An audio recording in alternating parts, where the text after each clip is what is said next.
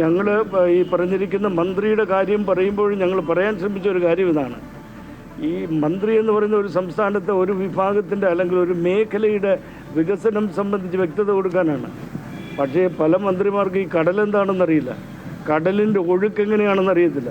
ഈ മുതലപ്പുഴയിൽ 86ഓളം മത്സ്യത്തൊഴിലാളികൾ മരിക്കാൻ കാരണം ഈ ഭരണചക്രത്തിലിരിക്കുന്ന ആളുകൾക്ക് കടലിൻ്റെ ഒഴുക്കറിയത്തില്ല, ഈ കടൽ മണ്ണിൻ്റെ ഒഴുക്കറിയത്തില്ല, ഈ മണ്ണ് പോർട്ടിനകത്ത് എങ്ങനെ അടിയുന്നു എന്ന കാര്യം അറിയത്തില്ല. അപ്പം അത്തരം കാര്യങ്ങളിലൊക്കെ കൂടുതൽ ശ്രദ്ധ പതിപ്പിക്കാൻ ആളുകളായിരിക്കണം.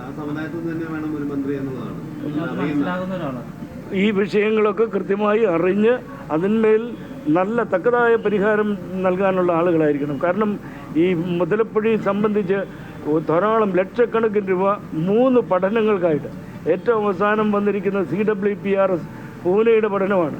ഞങ്ങളുമായിട്ട് ഇവിടുത്തെ പൊതുജനങ്ങളുമായിട്ടൊന്ന് ചർച്ച ചെയ്യാൻ പറഞ്ഞപ്പോൾ വലിയ നിയമങ്ങളാണ് പറയുന്നത്.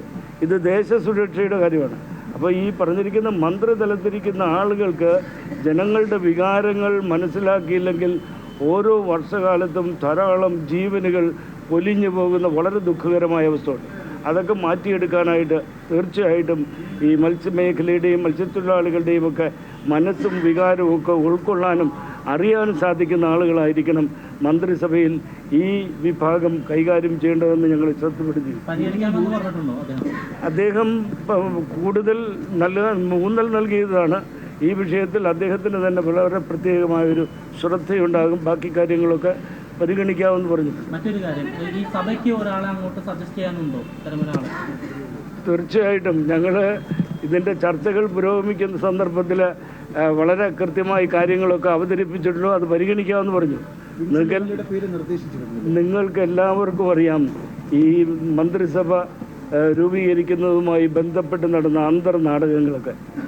തീർച്ചയായിട്ടും അത്തരം അന്തർനാടകങ്ങളിലൊക്കെ ഒഴുകിപ്പോയി ഈ സാധാരണക്കാരുടെ, ഞാൻ പറയുന്നത് ആദിവാസികൾ, ദളിതർ, മത്സ്യത്തൊഴിലാളികൾ, ഇതുപോലുള്ള വിഭാഗങ്ങളുടെ വേണ്ടത്ര ശ്രദ്ധ ഇന്നും വന്നിട്ടില്ല.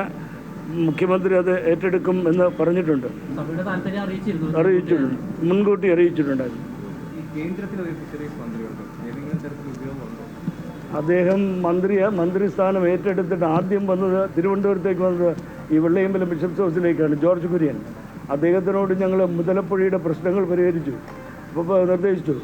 അദ്ദേഹമാണ് 102 കോടി രൂപ അനുവദിപ്പിച്ചത്. അതുമാത്രമല്ല, അദ്ദേഹം ബാംഗ്ലൂരിൽ നിന്ന് ഒരു വിദഗ്ധ സമിതി ഇവിടെ കൊണ്ടുവന്നിരുന്നു. പക്ഷേ ഈ വിദഗ്ധരുടെയൊക്കെ അഭിപ്രായം ഉൾക്കൊള്ളാനായിട്ട് നമ്മുടെ ഇവിടുത്തുള്ള ബ്യൂറോക്രാറ്റ്സ് ഒന്നും റെഡിയല്ല. അവർക്ക് അവരുടേതായ ചില വ്യക്തിപരമായ പ്രത്യേക താല്പര്യങ്ങളുണ്ട്. അതുകൊണ്ടാണ് ഈ മുതലപ്പുഴ ഇന്നും പ്രശ്നം പരിഹാരമാകാതെ നിൽക്കുന്നത്. ഈ വർഷകാലത്തും അവിടുത്തെ മത്സ്യത്തൊഴിലാളികൾ പറയുന്നത് ഞങ്ങൾക്ക് ഈ മുതലപ്പുഴയിലൂടെ കടലിലേക്ക് പോകാൻ പറ്റുന്നില്ല, വലിയ അപകടങ്ങളുണ്ടാകും. കാരണം വളരെ അശാസ്ത്രീയമായിട്ട് തന്നെയാണ് ഇപ്പോഴും അവിടെ നിർമ്മാണം നടത്തിക്കൊണ്ടിരിക്കുന്നത്. തീർച്ചയായിട്ടും ഞാനെന്നും പൊതുജനങ്ങളുടെ കൂടെയാണ്, നമ്മുടെ കേരളത്തിൻ്റെ മനസ്സിനോട് ചേർന്നാണ്. ഈ കേരളം വികസിക്കണം. അദ്ദേഹം പറയുന്നത് ഒരു നവയുഗ സൃഷ്ടിക്കായിട്ട് അത്തരം ദർശനങ്ങൾ രൂപപ്പെടുത്തണമെന്നും പൊതുസമൂഹത്തിൽ ഉറച്ച് സംസാരിക്കുന്ന ആളാണ്. ഒരു കാര്യം കൂടെ, ഇപ്പോൾ ഇങ്ങനെ ഒരു കാര്യം പറയുമ്പോഴും 10 വർഷം ഇടത് സർക്കാരാണ് ഇവിടെ ഭരിച്ചത്, അപ്പോൾ അവരൊന്നും ചെയ്തില്ല എന്നൊരു അഭിപ്രായം. അങ്ങനെ ഒന്നും ചെയ്തില്ല എന്നല്ല, പക്ഷേ അത് ഫോക്കസ്ഡ് ആയിരുന്നില്ല. ഇപ്പോൾ ഒരു വിഷയം പറയുകയാണെങ്കിൽ വിഴിഞ്ഞം ആ പോർട്ടുമായി ബന്ധപ്പെട്ട്, അന്താരാഷ്ട്ര പോർട്ടുമായി ബന്ധപ്പെട്ട് ഈ തീരവും 300-ലേറെ വീടുകളും നഷ്ടപ്പെട്ടത് വെറും കാലാവസ്ഥ വ്യതിയാനമാണ് എന്ന് പറഞ്ഞു കഴിഞ്ഞാൽ അതൊക്കെ മനുഷ്യരെയൊക്കെ പറ്റിക്കാവുന്ന ഒരു സമീപനമാണ്. ഞാൻ ഈ തീരപ്രദേശത്തുള്ളതാണ്. ഞാൻ താമസിക്കുന്നത് പുത്തൻതോപ്പ് പ്രദേശത്താണ്. അവിടെ ഈ കാലാവസ്ഥാ വ്യതിയാനം ഉണ്ടായിട്ടില്ല. അപ്പോൾ കാലാവസ്ഥാ വ്യതിയാനങ്ങൾ അതെല്ലായിടത്തും ഉണ്ടാകണം. എന്തുകൊണ്ടാണ് ശംഖുമുഖവും വലിയതുറ, പൂന്തുറ, ഭീമാവള്ളി പ്രദേശം മാത്രം പോകുന്നത്? ഇപ്പോൾ പനത്തുറയിൽ മത്സ്യത്തൊഴിലാളികൾ വളരെ പ്രയാസത്തിലാണ്. കാരണം അവിടെ ഉണ്ടായിരുന്ന സീവാളൊക്കെ പോയി. ഇതിന് പ്രധാനപ്പെട്ട കാരണം ഈ നിർമ്മാണം തന്നെയാണ്. അത് ശാസ്ത്രജ്ഞന്മാർ പറഞ്ഞിട്ടുണ്ട്. പക്ഷേ ഈ ശാസ്ത്രജ്ഞന്മാരെയൊക്കെ ഇന്ന് കീശയിലാക്കുന്ന ചില യജമാനന്മാരാണ് നമ്മളെയൊക്കെ നയിക്കുന്നത്. അത് തെറ്റാണ്.